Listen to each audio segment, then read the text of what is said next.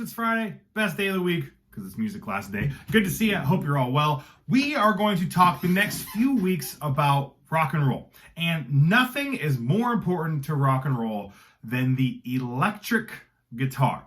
Now, electric guitars come in many different shapes and sizes, and there's all kinds of different features on different electric guitars, but I wanted to kind of give you a generalized idea of what is on the electric guitar. Now, first things first, the electric guitar is just like the acoustic guitar, the one that I usually play, because it has 6 strings. 1, 2, 3, 4, 5, 6. All right. The top of the guitar, you can see where the strings are wrapped around these tuners, just like my acoustic guitar. There's 6 of them. Other than that, well, and then you also play it the same. Other than that, they are fairly different machines. First things first, one requires electricity. Now, the way the electricity works, I play a string. These silver boxes are called pickups. They literally pick up the sound. There's actually magnets in there, and the magnets turn a vibrating string into an electric signal. Crazy. I know, it's totally crazy. And then that electric signal goes through all these knobs. I'll explain what those mean in a second. And then out this hole. You take a cord or a cable, plug it into the hole, and the cable plugs it into your speaker, which is where the electricity is required. You can play an electric guitar without it plugged in. But it kind of defeats the purpose. If you don't have it plugged in to whatever you're playing, whatever speaker you're using, does it really matter? So the speaker is usually what changes the sound on the electric guitar.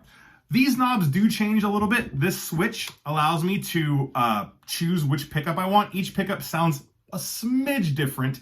If I have it flipped up, it gets the top pickup. It's a little bit rounder sounding.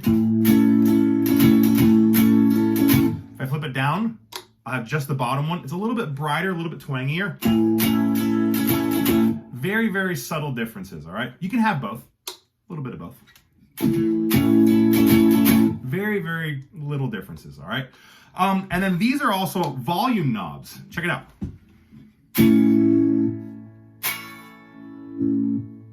You can hear me turning up and down my volume, right? I'm actually turning the volume up and down, all right? Now, the speaker that you usually plug into is called an amplifier. I actually have an amplifier on my computer. Crazy. And so, you can check it out.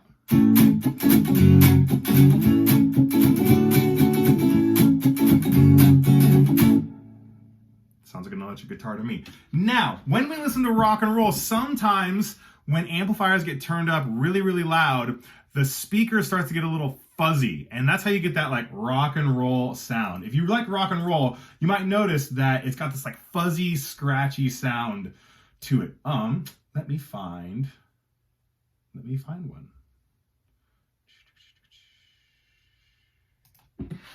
So check it out.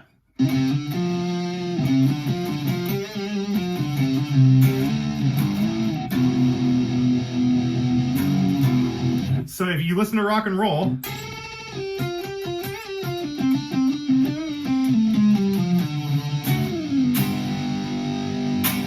that sound might be familiar to you, that fuzzy, scratchy sound, all right? So I wanted to show you the creator of rock and roll. Some of you might be thinking, oh, it's like Elvis Presley or Chuck Berry. It is actually a woman named Sister Rosetta Tharpe. She grew up in the South in church choirs singing gospel music, but she picked up an electric guitar when they were invented in the 30s and 40s, and she ended up creating rock and roll by having the spirit of gospel music and the guitar playing style of what's a kind of music called blues. So here's Sister Rosetta Tharpe and her band playing a song you might know called This Little Light of Mine. I'm gonna let it shine. So check it out. Enjoy the creator of rock and roll.